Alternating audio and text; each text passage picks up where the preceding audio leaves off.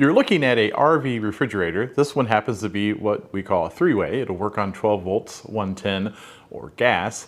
And it's a Norcold 663, but it has a problem. The cooling pack on the back has started to leak, and the refrigerator no longer works. Unfortunately, the cooling units on the back are really not serviceable. Once they start rusting out like this, they're just not any good. And the majority of the rust is actually in the heating tube where all the insulation wraps around. They just leak out and they're not really worth putting any money into. But there is a company that makes replacement units that you replace these units with. And that's the route we have chosen to go with. I will put a link down below from the company that we purchased this unit from. It is supposed to be a direct replacement for the model of fridge that we're working with today. Now, there are plenty of videos of people showing how to do this. Most of them are from the manufacturers themselves, and I thought it would be maybe a good video to see, just the general Joe like me repair one of these fridges. That way you can see my experience and determine if it's worth it for you to go through the expense of trying to repair your own refrigerator or replacing it. We really wanted to keep the original refrigerator, because it's very nice and it's in great condition. It's in like new condition, and it fits the hole, and we just thought it'd be simple to replace the refrigerator pack with a new one, and then it should pretty much last for many, many years. Now, the first thing you need to do is remove these bolts inside the refrigerator. Now, the unit will not fall off the back, the cooling unit will not, but you need to remove the 8 here, and there's 4 inside this fin unit here. It's like aluminum fins. Once you remove those bolts, we can lay the refrigerator back on its face, and then we can work on the back and take care of all the bits and pieces we need to remove back there before putting the new coolant unit in. Now, I have all of the bolts removed from the front. I did have to remove the temperature sensor to get to that bolt. And I'm also going to say that the clearance between the fins is really, really tight. You're probably going to bend them a little bit, but that's okay. It's just some aluminum sheet metal. You can bend it back when we put it all back together. I've rolled the fridge over and I've put it on some cardboard so I don't scratch the face of the fridge. And the first thing that I recommend you do is to take a camera and take a picture of where all of the wires and everything go to. Now, I know they're well marked, and that's generally not a problem, but you never know what you'll run into when you're putting this back together. So take plenty of pictures. That way you have a little bit of help in the future in case you need it. Now, looking at the back of this particular model of refrigerator, it looks like we really don't have to remove a whole lot. We do need to get the heating tubes out. Now, this one has dual heating tubes. It has AC and DC, and they just slide straight up. You have to work at them a little bit, but they'll come straight out. And then at the bottom, we need to remove the ignition wire. And if you take a look at what they shipped us, we need basically all of the brackets and everything that go on the bottom. So I've removed this already, and I'm going to take the screws off where the piezo igniter is, and we'll remove the gas line and take all of this off. And we'll have to remove the housing and everything because it'll eventually get bolted right onto here. Other than that, it's going to be a matter of removing the 4 bolts that sit here, here, here, and here, and this whole unit should lift straight up and off the back side of this fridge. Now, you can see the DC heating tube and the AC heating tube is laying on a workbench. I was actually able, instead of just removing the line, I removed the 3 bolts that were holding this on. They were actually just self-taps. And the whole thing just came out, so I didn't have to remove the gas line, which is great.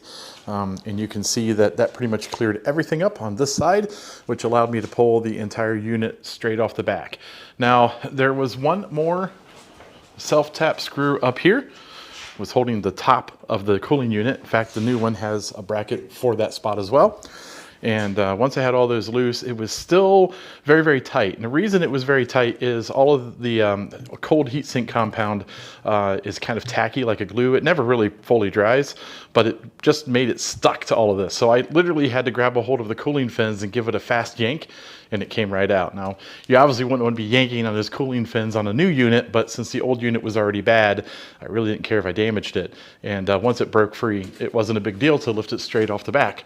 So now what we need to do is take a putty knife or something and clean up all of this old heatsink compound off, clean everything up inside, and then we got to work on putting the new one in.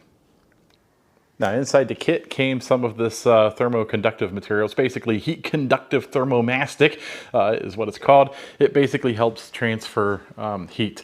So you want to put this on the coil on the backside of the freezer unit itself, and you want to make sure that when you put it down inside this cavity that those coils are about as flat as they can get. It is going to ooze around them, which will make for a great tight fit so that the heat can transfer properly.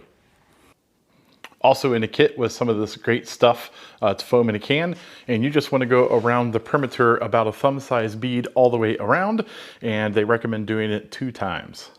So now that we have 2 beads laying around in here about the size of your thumb, and the goo is on the back of the coils, we're going to pick that up and drop it straight in. Probably one of the hardest parts was getting all the bolt holes lined up after I dropped that back plate in. I had somebody help me, and I turned the fridge on its side and they shoved in on the back, and I was able to start the bolts.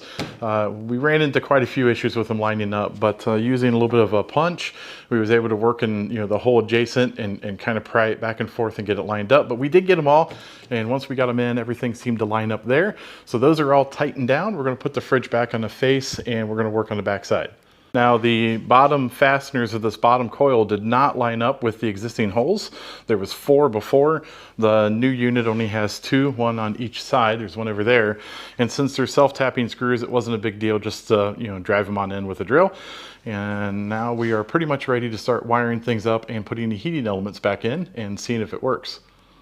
Everything right now is hooked up the way it should be down here. The gas line is mounted. The piezo igniter is also mounted. All the wires are hooked up. And basically the last thing we need to do is put the silver tape all the way around and seal up this piece of cardboard back here. Tighten it up a little bit. And they did supply us with some of that silver tape. All the aluminum foil tape is on. It's sealed up. The fridge is looking pretty good. I do have it plugged in and powered on because I want to test it before I put it in the RV. Something to make note of, this particular model, it's a 663. It will not fire up without 12 volts to the circuit board, so I just kind of have it jumped with the battery sitting here, although I do have it plugged into AC. So if you just plug it into AC power, it might not come on if the fridge requires 12 volts on that circuit board, and this one does. So we're feeding it 12 volts. We do have it powered on. We have the switch set to AC, and our light is on. And we're going to come back in about an hour and check it and make sure it's nice and cold. You're obviously going to want to put the doors on it and shut this thing up and make sure it chills down before you mount it. But pretty much that's all there is to putting a new cooling unit on the back of an RV fridge. They're pretty similar across the board. I do think the 663 is one of the easier ones to work on.